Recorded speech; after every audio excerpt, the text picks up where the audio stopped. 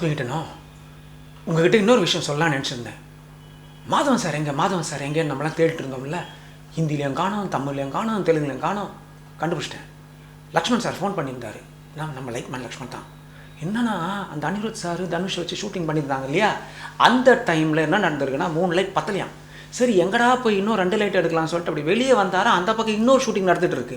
பார்த்தா நம்ம மாதவன் சார், இவருக்கும் அவருக்கும் நல்ல க்ளோஸ் ஃப்ரெண்டாக நேராக போய் மாடி சார் உங்கள் ப்ரொடியூசர்கிட்ட சொல்லிட்டு ஒரு 4 லைட் கொடுங்க சார், தனுஷ் சார் கூட போட்டு அந்த ஷார்ட்டை முடிச்சிடலாங்க.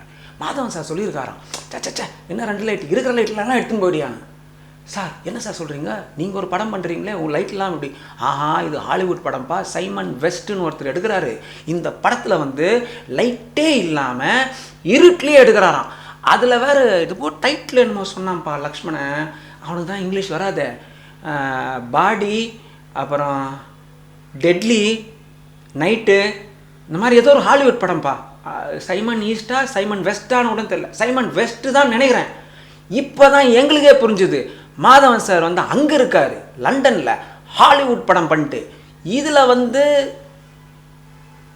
இன்னும் கொஞ்சம் விஷயம் வரும்னு நினைக்கிறேன். அவர் ஃபோன் பண்ணுவார், பண்ணும்போது இன்னும் மோர் நியூஸ்.